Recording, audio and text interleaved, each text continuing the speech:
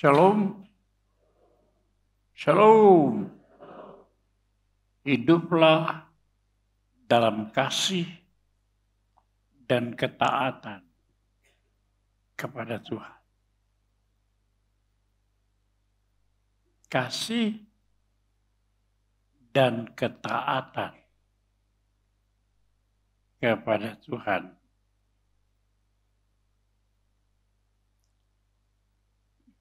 Alkitab itu terdiri dari dua bagian. Satu perjanjian lama, kedua perjanjian baru. Perjanjian lama itu merupakan hukum, aturan, disiplin, tegas. Tapi perjanjian baru itu merupakan kasih, sayang, pengampunan, kemurahan. Kita tidak bisa hidup hanya dengan disiplin. Anak yang disiplin oleh orang tuanya semata tidak akan merasakan kasih. Dan dia akan tertanam kebencian kepada orang tuanya. Sebaliknya kalau kita tanamkan kasih melulu tanpa disiplin, maka anak itu juga akan rusak adanya. Karena itu Alkitab itu terdiri dari perjanjian lama itu adalah disiplin.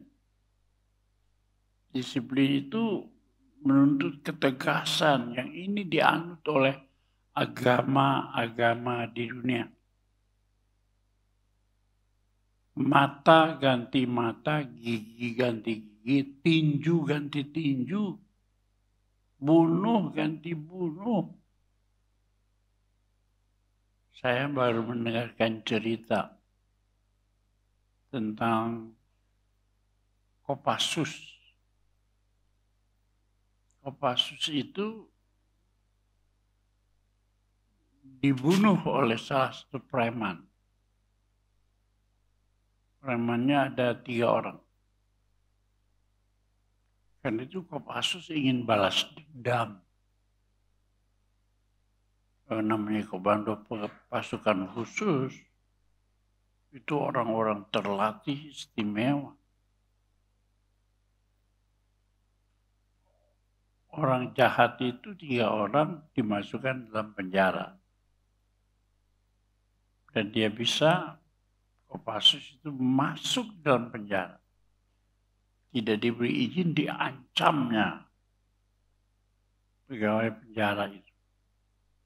Semua ketakutan. Dia boleh masuk, dicarinya preman 3 orang itu. Dibalasnya karena membunuh tentara, membunuh Kopassus. Dibrebet. 3 orang mati. Kelihatannya dia setia ya sama teman-temannya. Tapi kan dia melanggar hukum. Tidak taat kepada hukum. Hukum harus ditaati. Tapi kasih harus diterbitkan dalam hidup manusia itu. Saya baca akibatnya itu pimpinan Kopassus itu bernama Ucok yang berani. Lainnya ada lagi temannya. Akhirnya Ucok dihukum 8 tahun. Temannya yang lain 6 tahun dan 4 tahun. Dari segi hukum Taurat ini benar. Benar, itu penjahat dibalas. Tapi kenapa mesti dihukum? Oleh karena dia melanggar hukum, melanggar aturan, melanggar Taurat. Berani-beraninya ada pengadilan, ada sidang. Kenapa dia bertindak sendiri? Itu namanya melanggar hukum Taurat. Ya.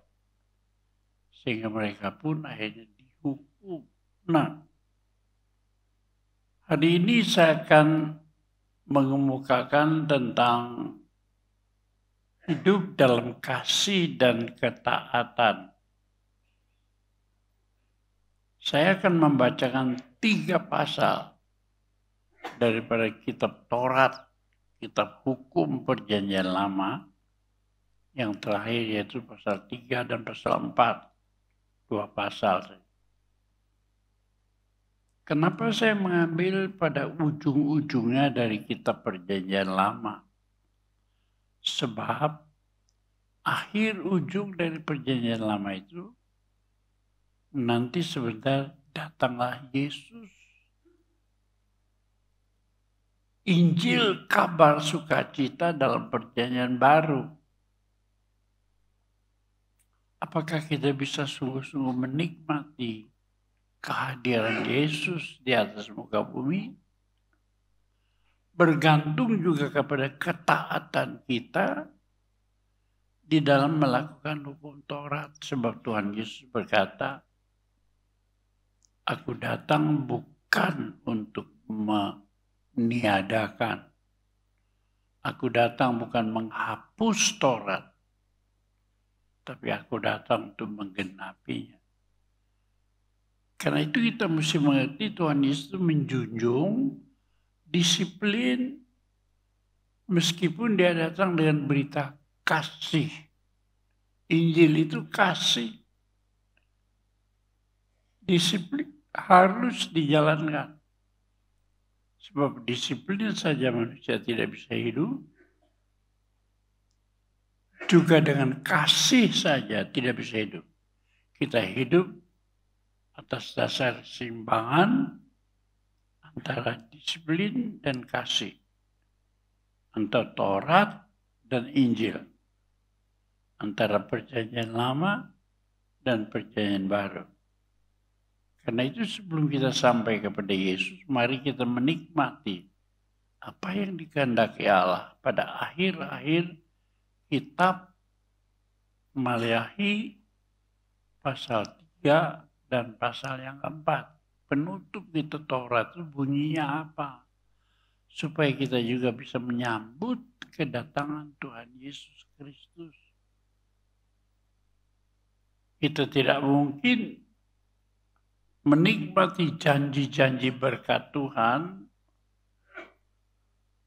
yang dibawakan oleh Tuhan Yesus kalau kita tidak mentaati firman Tuhan dalam kitab-kitab terakhir dari kitab Taurat. Kita ikuti. Maleakhi pasal yang ketiga ayat 1 sampai 18 itu berbunyi demikian. Aku menyuruh utusanku supaya ia mempersiapkan jalan di hadapanku.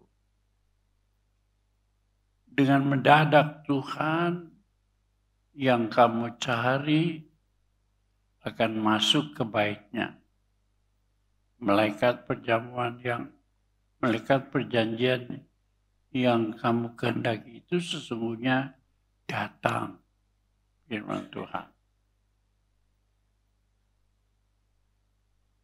Siapa yang dapat bertahan pada hari-hari kedatangannya?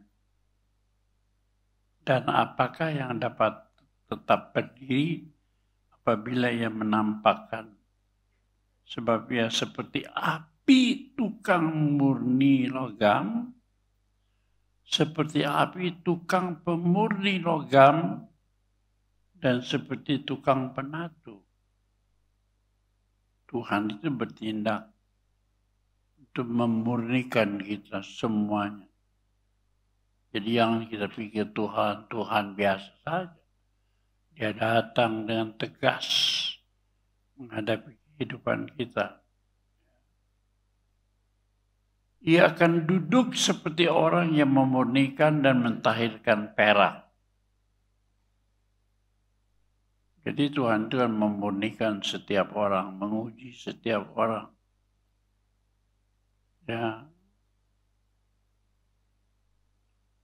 Dan mentahirkan orang Lewi, menyucikan mereka seperti emas, seperti perak supaya menjadi orang-orang yang mempersembahkan yang benar. Supaya menjadi orang-orang yang mempersembahkan yang benar. Sudah tahu imam-imam itu kalau zaman dulu disebut imam, sekarang disebut para pendeta. Orang Lewi itu para pengerja-pengerja Tuhan. Jadi sampai hari ini masih ada imam, pendeta-pendeta, pastor-pastor, masih ada orang Lewi, pengerja-pengerja, pelayan-pelayan Tuhan, itu orang Lewi disebutnya. Supaya bisa mempersembahkan persembahan yang benar di hadapan Tuhan. Maksudnya bisa melakukan kehidupan yang menyukakan hati Tuhan. Semua orang dituntut itu. Baik pendeta maupun orang Lewi, apalagi jemaat Tuhan, dituntut Tuhan untuk menjadi orang-orang yang dapat benar. Maka persembahan Yahuda dan Yerusalem akan menyenangkan hati Tuhan. Supaya apa yang dibuat oleh Yahuda dan Yerusalem, disebut Yahuda itu Yahudi biji mata Allah. Yerusalem itu kota Allah. Kota suci bagi Tuhan.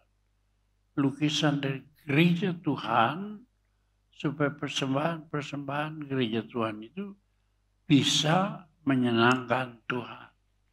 Baik persembahan pujian, baik persembahan apa saja. Baik segala sesuatu yang dibuat oleh jemaat, itu menyenangkan hati Tuhan.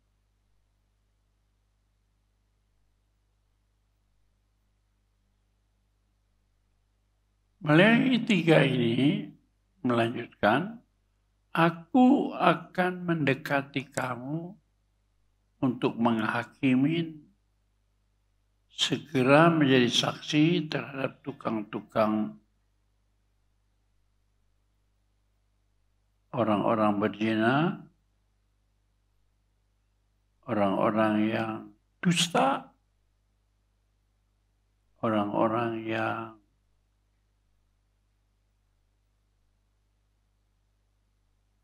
bertindak sembarangan kepada buruh-buruh atau orang upahannya, kepada bertindak sembarangan kepada janda-janda dan anak yatim piatu, mendesak ke samping orang-orang asing. Kalau zaman dulu orang asing dalam perjalanan itu kenal gak kenal harus diberi tumpangan. Dulu zaman itu tidak ada hotel. Setiap orang yang lewat harus diberi tumpangan. Lah kalau sekarang zaman itu ada hotel. Kalau sekarang kasih tumpangan, semua orang lewat bisa dirampoknya kita. Jadi nggak ada orang. Kasih makin hari menjadi tawar. Orang nggak peduli kepada sesama.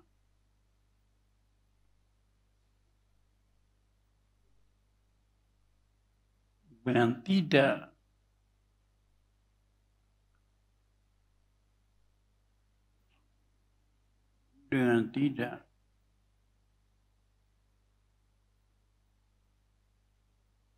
takut kepada Tuhan. Jadi orang zaman sekarang itu mengabaikan kasih dan kepedulian itu, tidak lagi mentaati firman Tuhan seperti dulu. Aku Tuhan tidak berubah. Tuhan pencipta langit dan bumi tidak berubah. Dia menyelidiki setiap orang. Dia tahu setiap orang. Dia berkata, aku Tuhan tidak berubah. Ya. Dan kamu tidak akan lenyap. Kamu tetap ada, kamu tidak akan lenyap. Tapi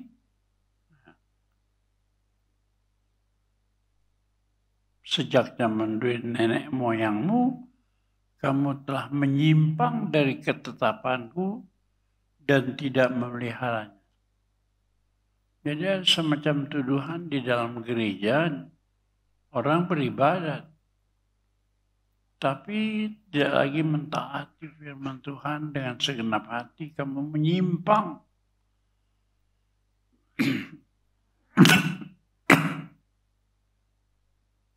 Sudah lari dari ketetapanku dan tidak memelihara hukum-hukumku, kembalilah kepadaku.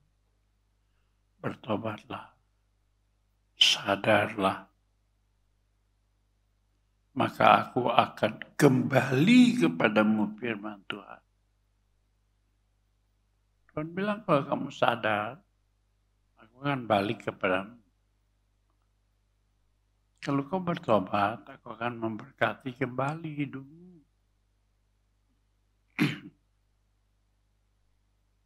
Lalu mereka berkata, dengan apa dan cara bagaimana kami kembali? Kami suruh bertobat, kenapa? Apa salah kami?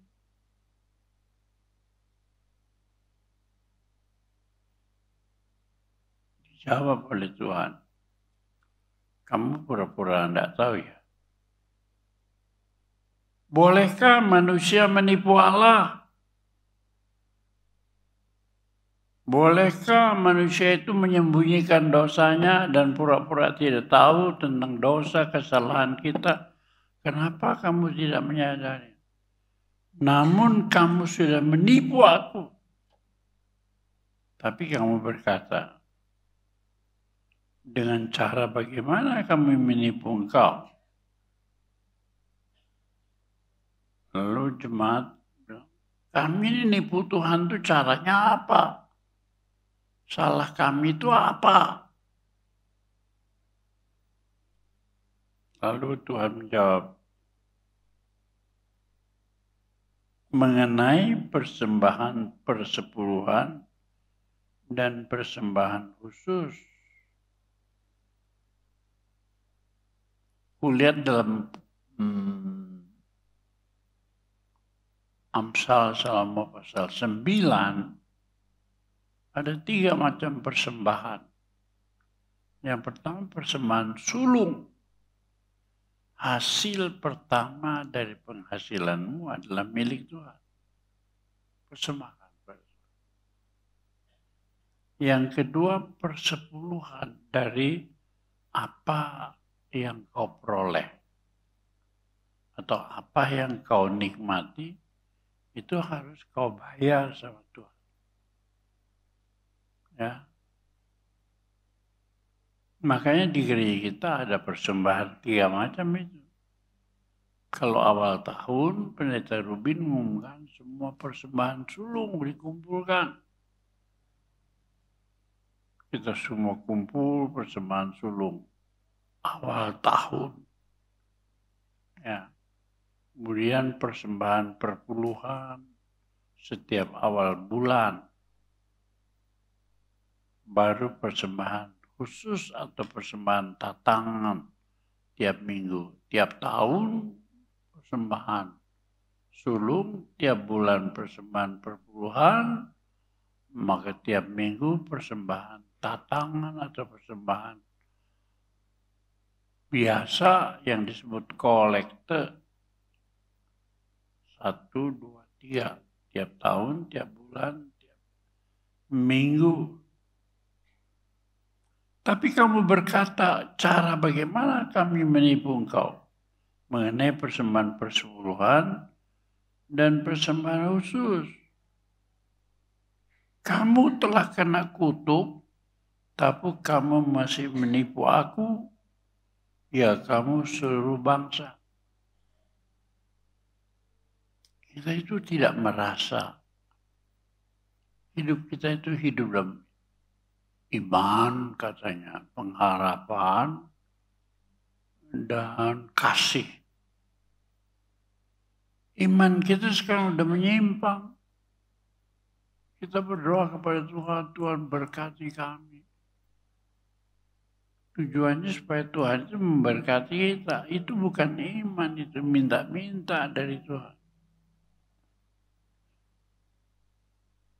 Pengharapan bukan pengharapan kepada Tuhan, tapi supaya bisnis saya, dagang saya diberkati Tuhan berlimpah-limpah.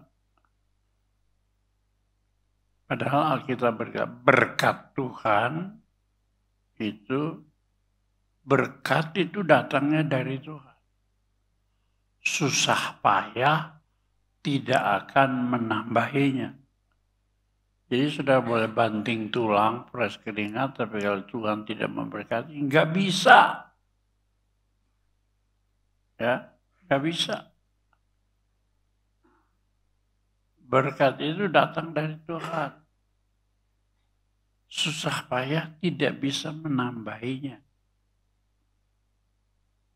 Kenapa? Manusia sekarang itu ya hidupnya bukan berjalan menurut firman Tuhan. Mereka mencari berkat supaya dapat banyak uang, tapi tujuannya supaya bergengsi. Ya, kalau banyak duit itu gaya. Kalau banyak uang itu, waduh, mulia. Kan di sinetron itu ada, saya lihat, cinta tanpa karena. Saya mikir, saya nggak suka sinetron. Sebab sinetron itu bohong-bohongan dulu. Istri saya suka. Ya, apalagi cinta gitu. Banyak orang suka itu. Padahal cinta di layar itu bohong itu.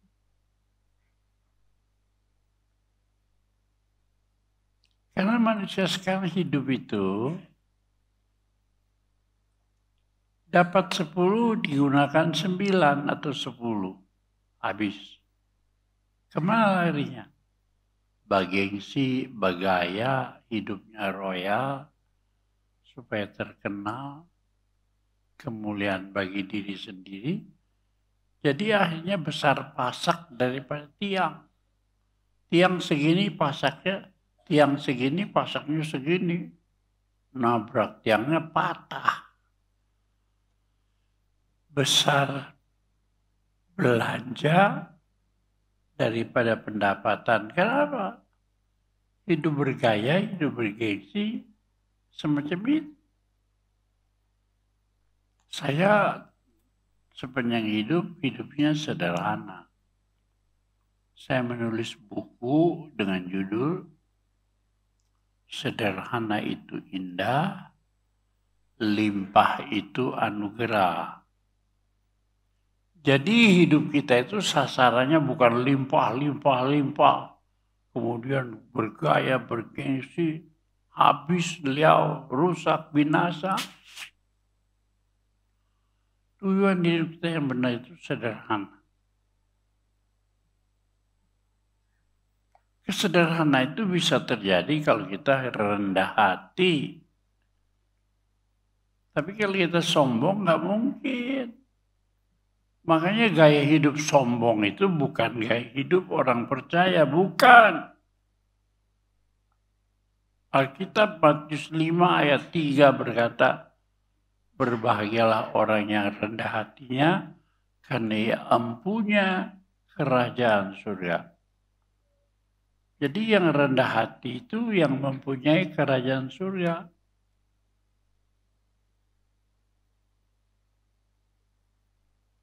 Tapi orang sekarang nggak begitu.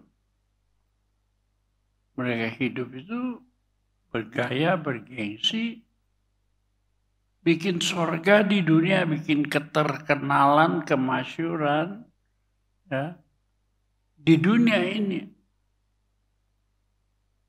Nah, kalau saudara masih hidup gaya dunia itu, saudara bukan dapat berkat Tuhan, tapi murka Allah.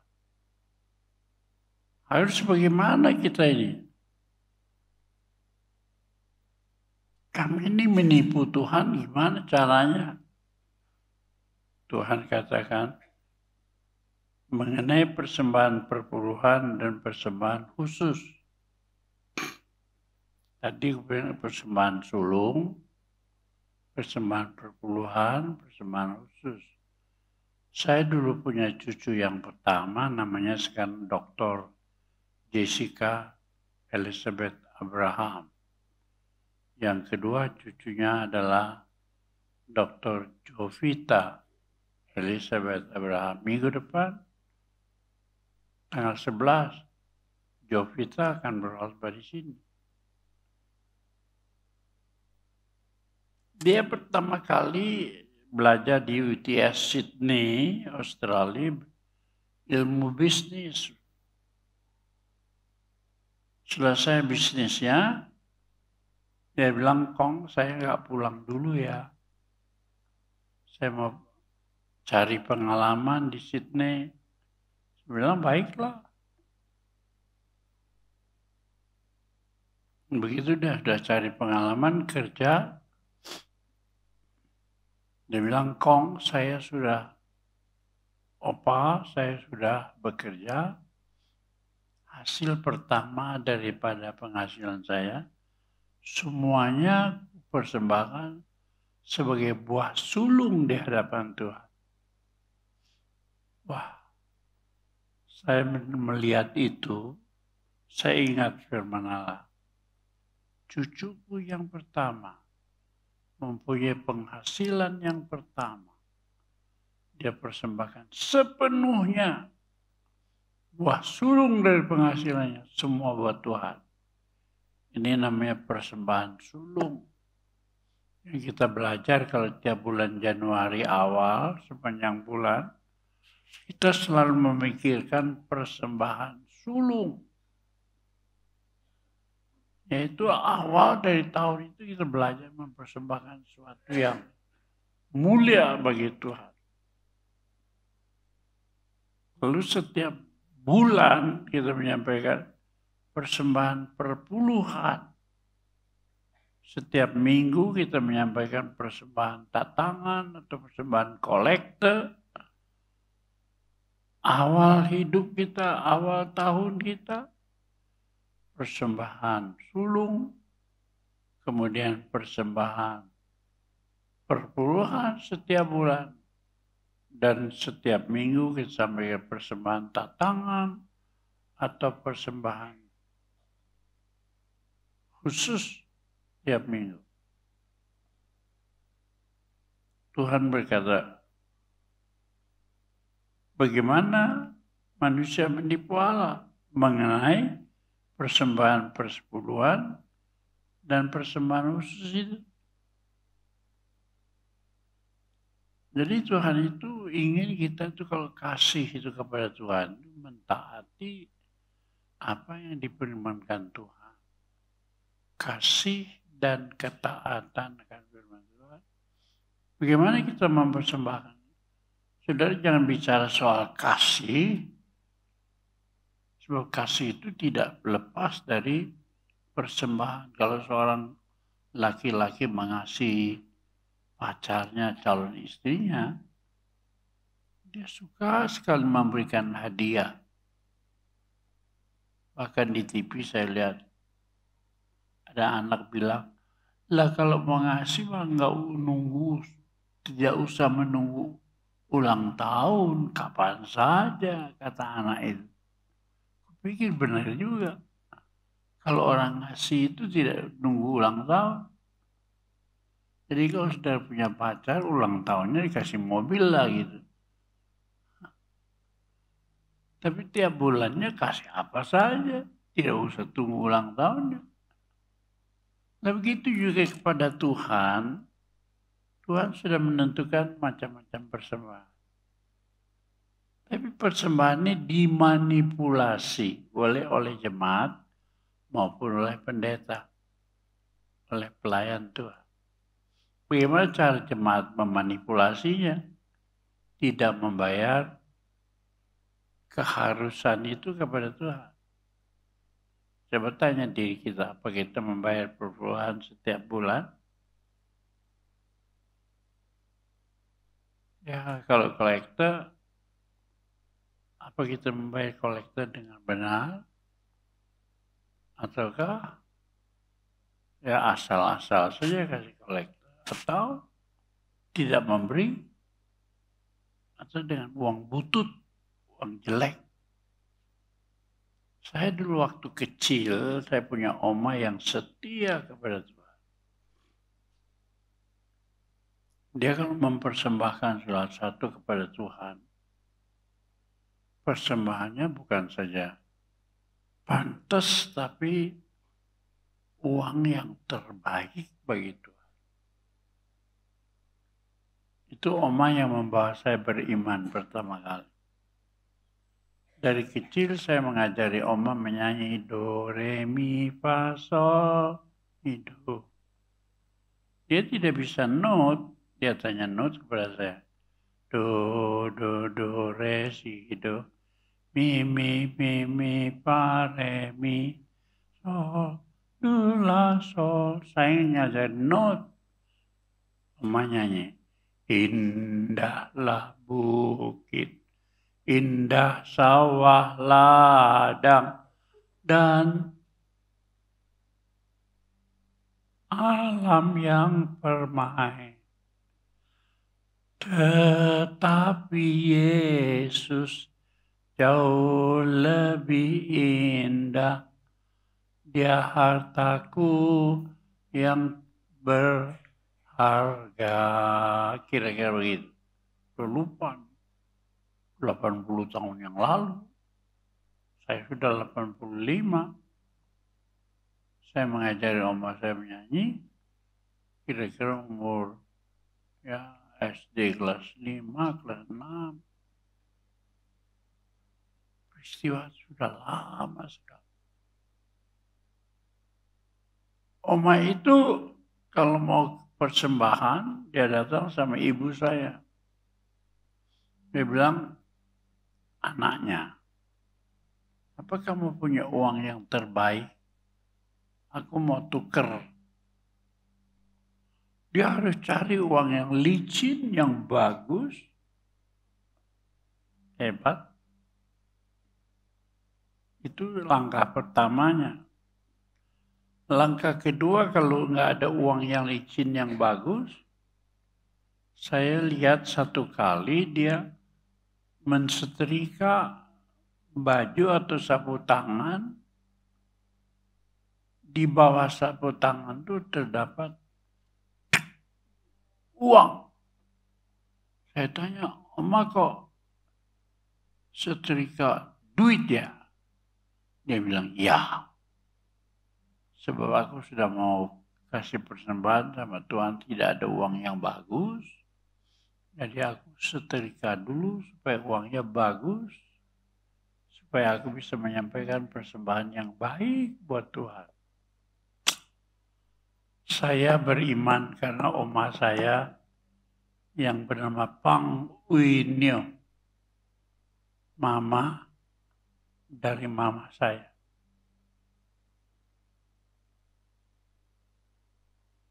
Mama saya bernama Tio Sosian atau Susana, ibunya bernama Pang Uinyo. Itu yang membuat hati saya tertambat kepada Kristus hari ini. Sebab dia selalu menyampaikan persembahan yang terbaik dalam hidupnya kepada Tuhan. Tapi hari ini Tuhan berkata, kamu menipu aku. Dengan apa Tuhan? Ya dengan persembahan persepuluhan. Dan persembahan khusus itu kamu menipu aku. Kamu sudah kena kutuk. Tapi kamu seluruh bangsa. Manusia itu banyak sekali menerima, tidak menyadari bahwa dirinya itu hidupnya penuh dengan kutuk. Tapi nggak sadar.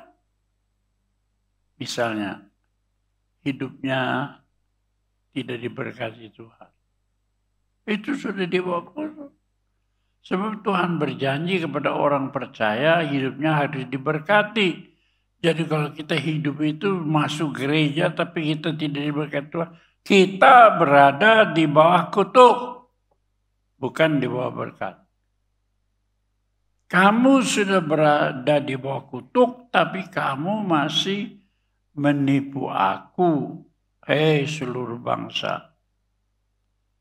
Lalu Maleakhi pasal 3 selanjutnya, Tuhan berkata, bawalah persembahan persepuluhan itu ke dalam rumah perbendaharaan, supaya ada persediaan makanan di rumahku, dan ujilah aku, firman Tuhan semesta alam. Apakah aku tidak membuka bagimu tingkap-tingkap langit, jendela-jendela langit, dan mencurahkan berkat kepadamu sampai berkelimpah. Tuhan berjanji kalau kamu mentaati firman Tuhan, aku akan buka pintu-pintu langit, jendela-jendela langit. Aku akan berkati hidupmu. Tapi kamu sudah kena kutuk, kena penyakit, kena kerugian, cari kerjaan susah, cari rezeki susah, dagang gak laku, itu kena kutuk. Kalau mengandung keguguran, soal kita bilang orang yang beriman itu tidak akan mengalami keguguran kandungan. Dalam perjanjian lama ditulis keguguran itu, keluron, itu sudah bagian kutuk Allah dalam hidup manusia. Dan manusia tidak sadar. Kamu sudah mengalami kutuk macam-macam. Tuhan kan tidak pernah berjanji bahwa orang-orang beriman itu akan mengalami segala macam masalah-masalah kehidupan seperti itu, enggak. Masalah boleh ada, tapi kita bisa keluar dari masalah. Kutuk berubah menjadi berkat. Ya. Hujan ganti pelangi. Kesulitan berganti jadi berkat. Tapi mengapa kamu sudah dikutuk kena kutuk Tuhan? Aku akan membuka pintu-pintu langit, tingkap-tingkap langit kepadamu. Ini janji Tuhan kepada orang yang sungguh-sungguh beriman. Kalau cari pekerjaan nggak sulit, sekarang terlalu banyak pengangguran. Itu kutuk. Kalau orang itu jadi anak Tuhan yang baik, mukanya segar dari muda sampai tua, senyumnya segar, cari kerjaan nggak usah kutuk. Penuh berkat Tuhan. Kalau kamu melakukan itu, aku akan menghardik bagimu belalang pelahap, supaya jangan dihabisinya hasil tanaman. Supaya jangan pohon anggurmu tidak berbuah. Apa saja usahamu tidak akan gagal.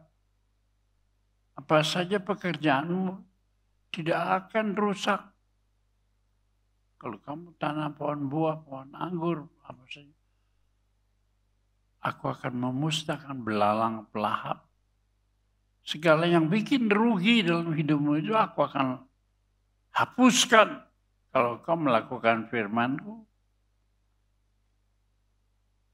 maka segala bangsa akan menyebut kamu bahagia. Orang yang kumpul sama kamu akan nyebut, waduh, itu Om Julius bahagia ya. Siapa bilang saya tidak bahagia? Dari muda sampai tua bahagia. Dan kalau ketemu saya kelihatan bahagia kan? Udah nggak bisa jalan, naik pakai kursi roda masih bahagia. Apalagi waktu bisa jalan. Saya sudah keliling 55 negara di dunia. Saya belajar di Amerika. Ya. Saya tahu tempat yang tercantik di dunia ini. Saya pergi ke Kanada. Di sana ada Butchert Island. Ya. Waduh, cantik sekali. Saya pergi ke Italia. Saya pergi ke Swiss, kemana saja. Siapa yang tidak sebut saya bahagia? Istri saya paling tidak 44 negara di dunia, tapi saya sekarang merindukan bukan dunia ini. Orang lain kalau sudah tua mau mati susah. Saya enggak. Saya tahu umur manusia terbatas. Kalau udah batasnya sampai, pulangnya ke surga. Aduh, nikmat. Udah cukup di dunia, mau lihat rumah Bapa di surga. Bangsa-bangsa akan menyebut kamu sebagai orang yang berbahagia. Menjadi negeri kesukaan, kata Tuhan. Tapi selanjutnya, Maleakhi pasal 3 ayat 18, bicaramu kurang ajar tentang aku, firman Tuhan. Tapi kamu berkata, apa kami bicarakan di antara kami tentang engkau?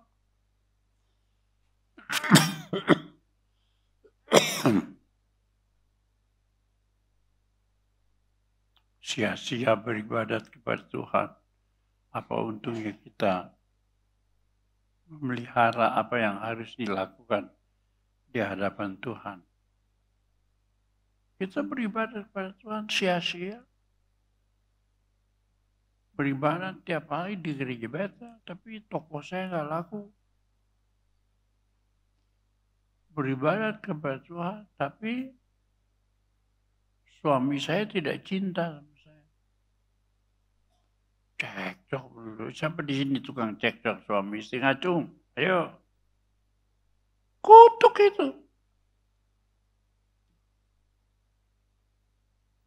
Cekcok boleh ada, tapi kita berdoa supaya cekcok dirubah menjadi cocok. Saya dengan istri saya banyak cekcok, tapi kalau kita sudah berdoa jadi cocok. Setahu saya menikah dengan istri saya berapa banyak. Orang lain 10, 20, 30 tahun, 40 tahun, 50 tahun. Golden wedding itu 50 tahun. Pernikahan emas. 60 tahun diamond wedding. 60 tahun pernikahan berlian. Golden. 60 tahun itu pernikahan apa ya? Berlian. Ya. Nah, saya 62 tahun menikahnya. Nggak punya istilah, apalagi itu. Cekcok sih ada, tapi harus cocok dalam Kristus. Kalau nggak begitu, kita kena kutuk Tuhan. Ayo coba datang nanti. Yang suka cekcok, saya mau doain. Supaya menjadi pernikahan emas, pernikahan berlian. Diberkati Tuhan luar biasa.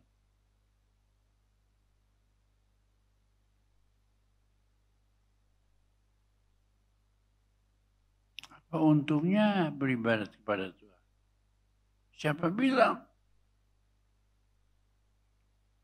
Sebab itu kita menyebut berbahagia orang yang gegabah. Itu orang-orang yang tidak beribadat, enak hidupnya. Kaya lagi, maju lagi. Tapi kenapa kami orang yang beribadat ini kok kayak susah macam begini? Tuhan bilang kamu sudah kena kutuk, tapi kamu tidak menyadarinya. Kenapa? Tuhan bilang, bayarlah perpuluhan. Sekarang sudah bayar perpuluhan sama Tuhan. Apa itu perpuluhan? 1/10 dari penghasilan kita, itu kita sisihkan buat Tuhan. bawa ke rumah Allah. Jangan manipulasi, jangan nipu Allah. Sekarang banyak jemaat nipu Allah. Nggak setor perpuluhannya, nggak bawa. Padahal tiap bulan kita datang di sini ada tabung. Hari ini ada persembahan perpuluhan. Ada. Ini minggu pertama. Ada perjamuan kudus, ada persembahan perpuluhan. Saya mau tanya, berapa banyak orang yang menyampaikan persembahan persepuluhannya kepada Tuhan? Kamu sudah menipu aku, kata Tuhan. Nyaman gak itu tuduhan Allah kepada kita? Kamu sudah kena kutuk, tapi kamu sudah menipu aku lagi. Siapa? Ya kamu seluruh bangsa. Kamu seluruh gereja. Aduh, nyaman gak itu?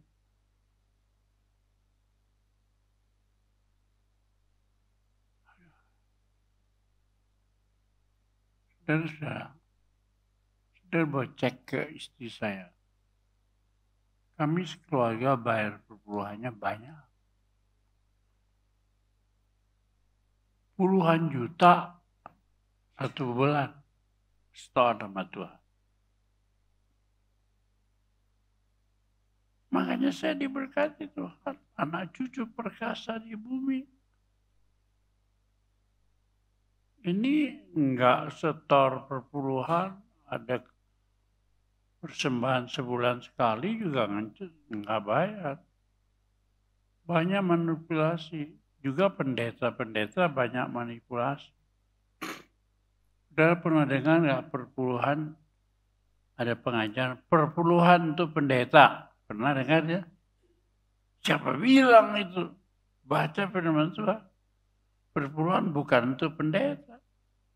Terkutuklah pendeta yang mengaku perpuluhan untuk pendeta. Perpuluhan bawalah ke rumah Tuhan supaya sebagai perbendaharaan di rumah Tuhan. Supaya ada makanan bagiku. Saudara pernah bayar gaji pendeta nggak? Bu. Siapa yang pernah bayar gaji pendeta? Ayo acung. Dari mana pendeta boleh hidup? Bercabang-cabang. Sudah tahu saya buka gereja itu jauh-jauh. Di Nias saja. Siapa dari Nias di sini acung? Saya buka 5 gereja gede-gede. Ada yang bertingkat seperti ini. Itu namanya di Teluk Dalam. Siapa dari Teluk Dalam?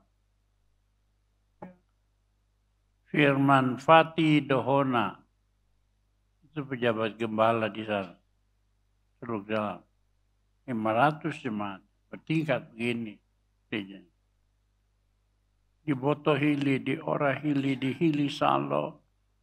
Kemudian di Gunung Sitoli. 5. Jauh sekarang ini saya sedang menyelesaikan gereja di Gunung Sitoli. Masih kurang ratusan juta untuk penyelesaiannya. Tapi saya bilang sama Isa, kirim duit nggak dibawa mati, selesaikan itu gereja. Yang di Gunung Sitoli. Duit itu kagak dibawa untuk mati ya. Jadi jangan ada nanti kalau saya mati ya orang mau lihat peti mati saya ada duitnya kan, silakan. Mau ada kosong. Nggak boleh dibawa mati. Harus dibagi-bagi berkat Tuhan. Diberkati untuk memberkati. Sekarang kan banyak pendeta, ajarannya aneh-aneh. Perpuluhan untuk pendeta. Saya lihat di Tapanuli itu banyak itu. Di mana-mana pendeta salamnya salam tempel. Salam sama jemaatnya. Tapi tempelnya. Pendetanya senang. Pendeta macam ini koruptor itu. Mana pendetanya diberkati. Lihat keluarganya, lihat istri, anak-anaknya.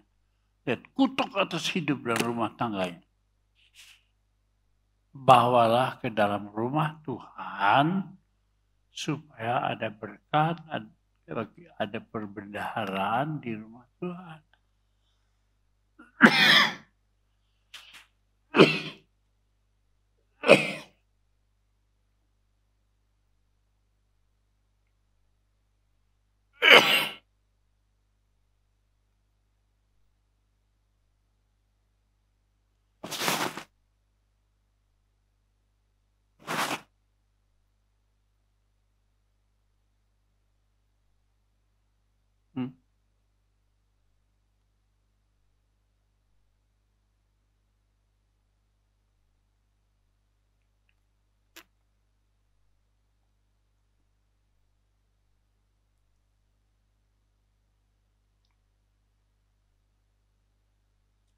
Beginilah bicara orang-orang yang takut akan Tuhan.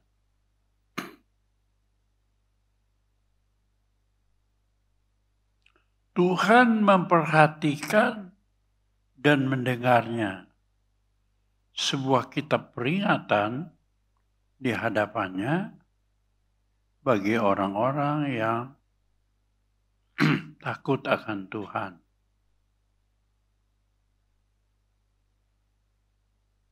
Yang menghormati namanya. Di surga ada kitab yang mencatat setiap perbuatan kita. Yang korup dicatat, pendeta yang terima perpuluhan salam tempel dicatat. Pendetanya senang aja. Saya mau mengajarkan yang benar. Besok kalau Anda jadi pendeta, jangan salam tempel ya. Bahwa ke rumah Tuhan di dalam gereja ini, tidak satupun yang berusaha, tidak pendeta, tidak berusaha dengan uang. Nah, bendaranya ada.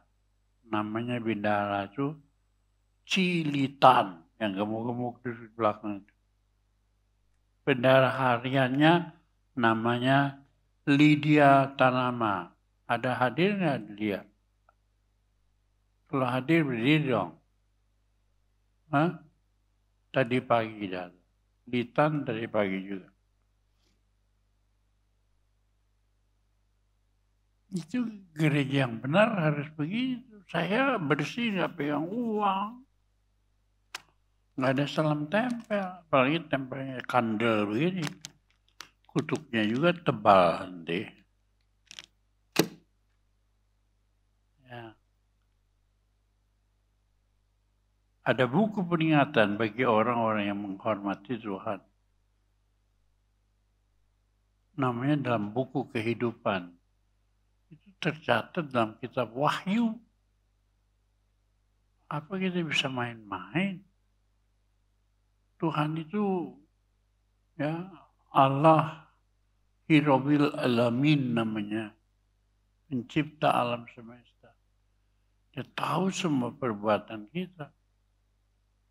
Ya, tapi kalau kita menghormati dia, tertulis nama kita bukan saja dalam apa yang kita perbuat, tapi dalam buku kehidupan tercatat di sorga apa yang kita buat. Mereka akan menjadi milik kesayanganku sendiri.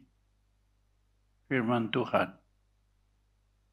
Pada hari yang kusiapkan, aku akan mengasihi mereka seperti aku menyayangi anaknya yang melayani dia. Maka kamu akan melihat kembali perbedaan antara orang-orang fasik dan orang-orang yang benar yang beribadah kepada Allah. Jadi nanti akhir zaman kelihatan tuh kambing apa domba. Sekarang semuanya kelihatan tidak ada bedanya dalam gereja. Akhir zaman nanti Waktu Tuhan Yesus datang kelihatan, oh itu mah kambing itu suka nanduk. Saya tahu apa bedanya kambing dan domba. Kalau kambing itu sudah kalian, ya, itu suka melawan. Kalau zaman dulu Tuhan Yesus bikin perumahan, 100 ekor domba. 99 taat di dalam kandang. Satu keluyuran kambing itu. Cariin, terhilang. Zaman sekarang, yang ada dalam kandang satu, yang keluyuran 99. Saya mau tanya, apa saudara masuk kambing yang suka keluyuran enggak?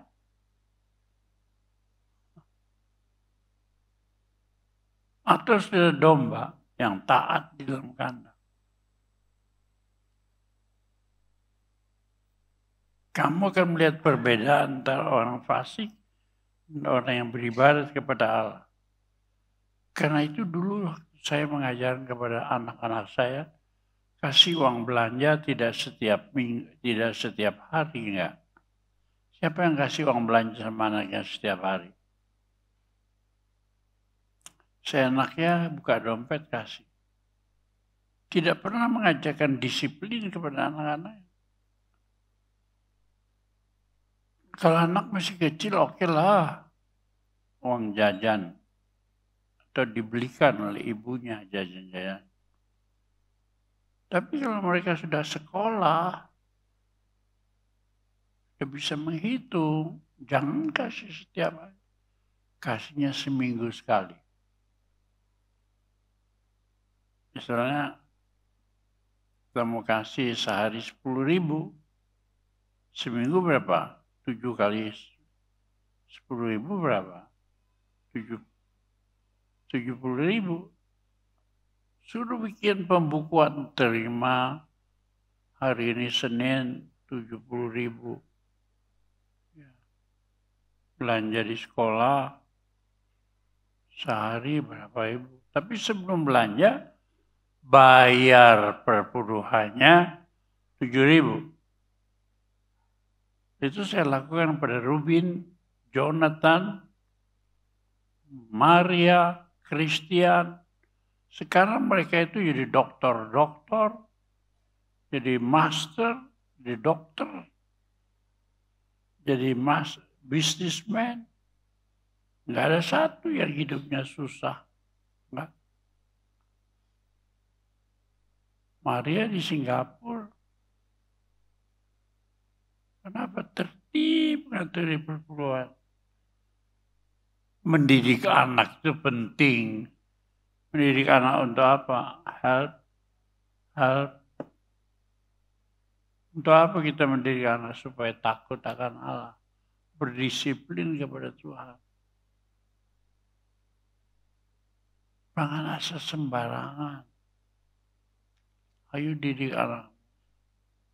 Mulai dari kecil bayar perpuluhannya. Mulai dari kecil kita di meja makan selalu baca buku renungan harian. Di meja makan ditulis no Bible, no breakfast. Kalau nggak baca Alkitab tidak mau sarapan pagi. No Bible, no nasi goreng. Kalau nggak baca Alkitab, nggak ada nasi goreng deh pagi-pagi. Didisiplin. Kitab firman Allah itu hidup. Melakukan firman Tuhan itu harus sungguh-sungguh.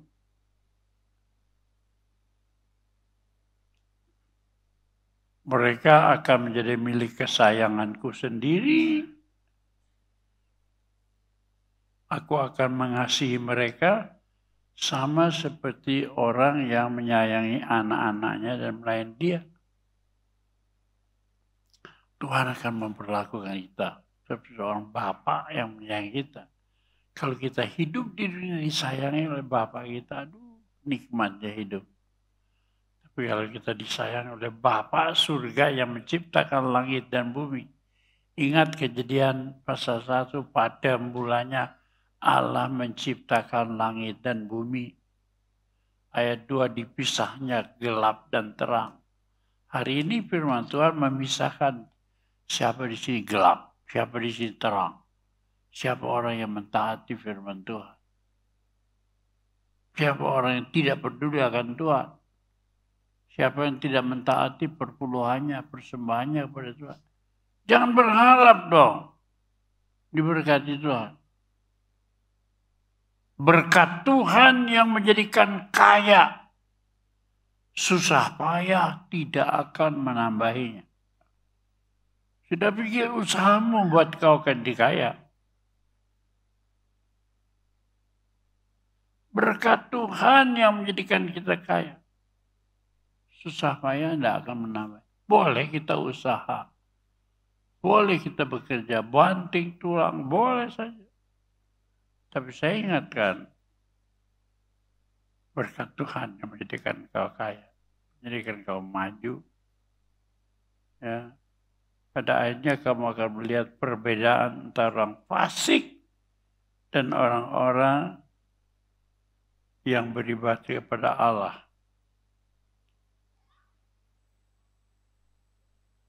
Dan orang yang tidak beribadah kepada Allah. Pada akhir saya mengingat tuh, ada 2 orang sedang mengisar padi. Seorang diangkat, seorang ketinggalan. Ada suami istri yang bekerja, sedang giling padi. Nanti ada ditulis, istrinya terangkat, suaminya enggak. Apakah sudah masuk orang terangkat? Adakah suami itu jadi kambing atau domba?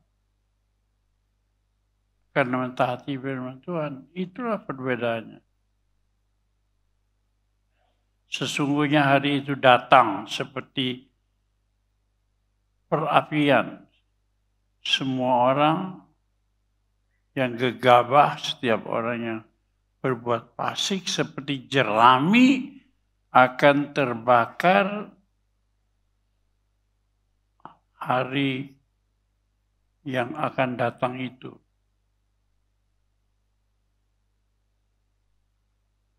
Semua yang gegabah, yang sembrono, yang tidak mau taat, akan terbakar pada hari Tuhan itu.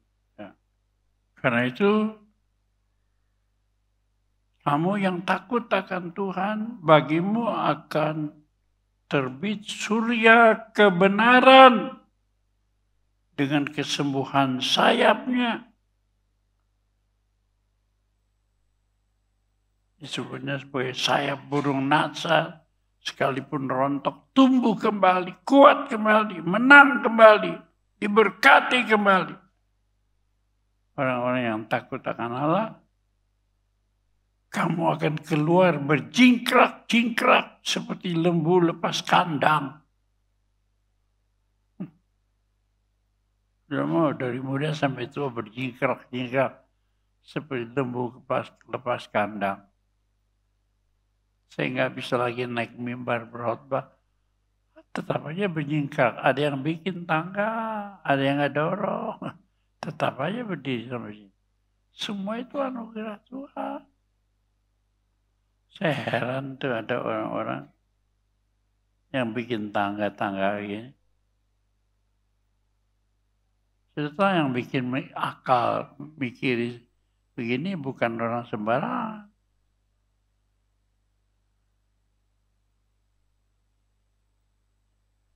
Saudara yang bikin gini tuh sudah kit-kit yang punya rumah makan mutiara. Bagaimana bisa naik mimbar, ukur mimbarnya setinggi apa, kursinya setinggi apa, naiknya apa. Sudah, siapa yang sudah bikin jembatan mimbar buat saya? Itu orang-orang yang mengasihi Allah. Bos-bos itu. Kalau saya turun dari rumah, ada jembatan mereka. naik di situ ada jembatan. Sudah ditarik beberapa orang.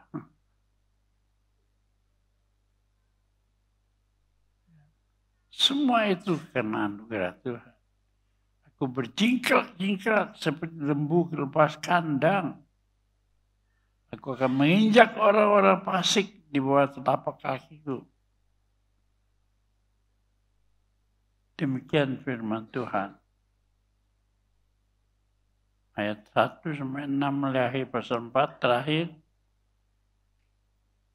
Ingatlah kepada Tuhan yang telah memerintahkan kepada Musa, hambaku, untuk disampaikan kepada Israel, ini ketetapan dan ketetapannya.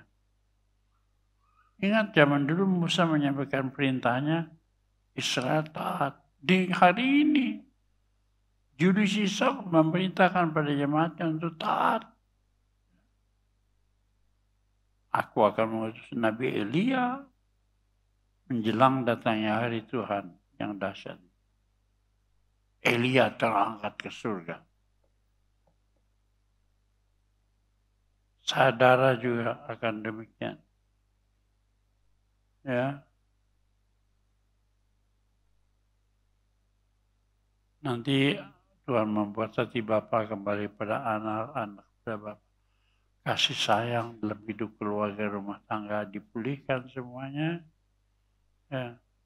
Karena itu mari kita hidup dalam kasih dan ketaatan kepada Tuhan, Pencipta alam di dalam hidup kita ini, supaya hidup kita dalam berkat di dunia sampai di surga.